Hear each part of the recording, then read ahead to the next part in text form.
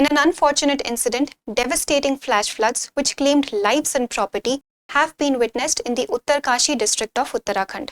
Welcome to Drishti IAS. My name is Saloni Nankyolier, and in this video, we will cover the news and all the important aspects relevant for our examination. So these flash floods, which are likely to be caused by a cloudburst or a glacial lake outburst, they struck the Dharali village in Uttarkashi, which is near Gangotri. Now, one of the possible reasons of this flash flood is a cloudburst which was reported near Kheer Ganga, which is a very famous tourist destination. Now, what do we mean by flash floods? So, flash floods are intense floods in which a large volume of water is released suddenly. It is released downstream and it affects or destroys everything that comes in its way. So, these flash floods, they swept away houses, shops, roads, and even a part of a temple that came along its way. So this is what the situation on ground looks like. Search and rescue operations are in progress and a red alert has been issued for the area. Now if we talk about the impact of the incident,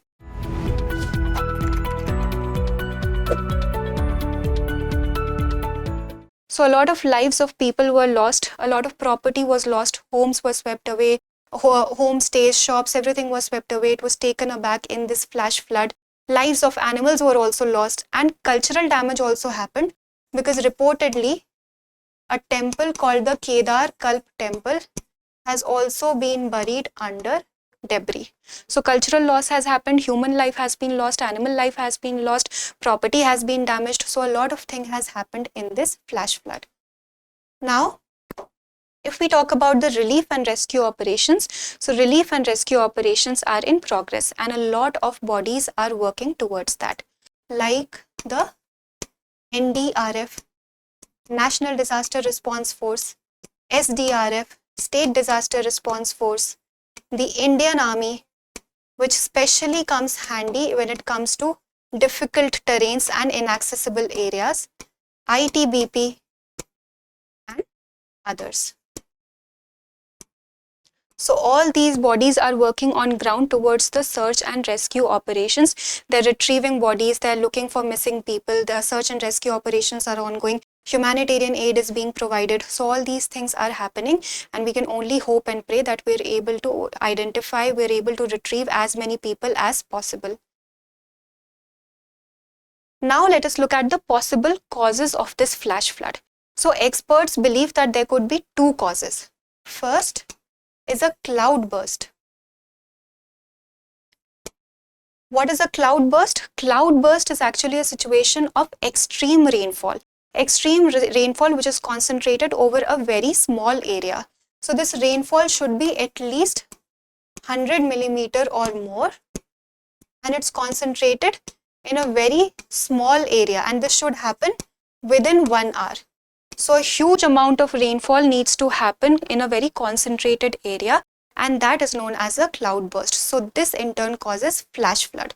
So this is one of the possible reasons of this flash flood. Experts believe that cloudburst could be one of the reasons and the second reason could be GLOF or glacial lake outburst flood. Glacial lake outburst flood in which the glacial lake overflows. For example, if you look at the diagram here, this is the glacier. The melting of this glacier will create water and when this water is deposited in this depression, this glacial lake is formed.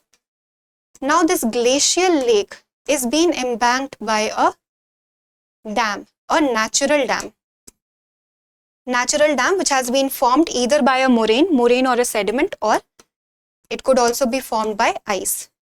So this dam is basically holding the water within the depression. It is not allowing the water to overflow and reach downstream.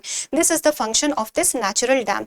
But when this natural dam is damaged due to multiple reasons, let's say there was an earthquake or the dam was just broken. So when the natural dam is damaged, this water will overflow, overtopping of water will happen and suddenly a lot of water will go downstream. A lot of water, a lot of sediment along with the water will go downstream and then it is going to destroy everything that comes in the way and this will in turn create a flash flood.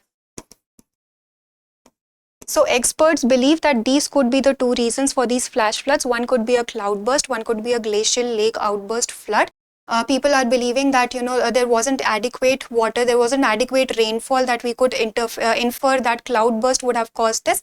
But we still have to wait for the final reports to come in. So cloudburst could be a reason, GLOF could be a reason. Now, what is the way forward for us? The first question that comes to our mind is that why were we not able to identify that such kind of a disaster was incoming? Why were we not warned about this? So we do not have adequate early warning systems when it comes to flash floods or GLOF. Because these flash floods, GLOF, cloudbursts, these are very sudden in nature. They are intense in nature, they are sudden in nature, they happen within a time span of few minutes to few hours. So very little time is given for preparedness and for action, evacuation and everything. So we do not have adequate early warning system and people were not warned about such a disaster. So the way forward is that we need to have proper and adequate early warning system, especially in these highly vulnerable areas, these hilly areas, these mountainous areas. Second, we need to have community involvement. People were not prepared. People were not involved in the preparedness plan. They did not know how to react. So in turn, a lot of lives were lost. People went missing because they were not prepared. They were not involved in this disaster relief plan. So people need to be involved. Communities need to be involved.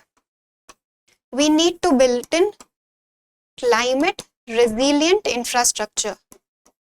All these hilly areas, they are becoming over commercialized, where we are building a lot of infrastructure in these highly seismic areas, in these highly vulnerable areas. So when we are going to build infrastructure in extreme areas, we need them to be prepared to deal with extreme weather conditions also. So we should have climate resilient infrastructure. And lastly, policy gaps need to be taken care of. Right now, what do we have for policy formulation? At the national level, we have NDMA, National Disaster Management Authority, which is chaired by our Prime Minister, and this has been formed under the Disaster Management Act of 2005. So we have NDMA at the national level and we have SDMA at the state level. So these bodies are responsible for policy formulation, but they are not working efficiently because we do not have such policies, and whatever policies we have, like we have a GLOF policy of 2020, but it has been very slow in implementation. So they are not being implemented in an effective manner. So these bodies, they need to function efficiently. We need to have proper policies in place, and not just having policies in place, we also need to have proper implementation of those policies. So we need to have policies, we need to have early warning system, we need to have community involvement, and we need to have climate resilient infrastructure. So that was all for today's discussion. Let's hope that we are able to save as many people as we can. And let us end the discussion by practicing a question for prelims. Which of the following correctly describes a glacial lake outburst flood? A. It is a sudden flood caused by a failure of a natural dam containing a glacial lake. B. It refers to the melting of glaciers due to volcanic activity. C. It is the overflow of a glacial lake due to gradual sediment accumulation.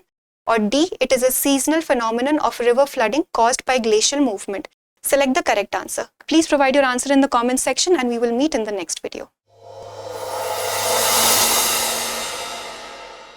For more informative content, like, share and subscribe, and do not forget to press the bell icon to get the notifications.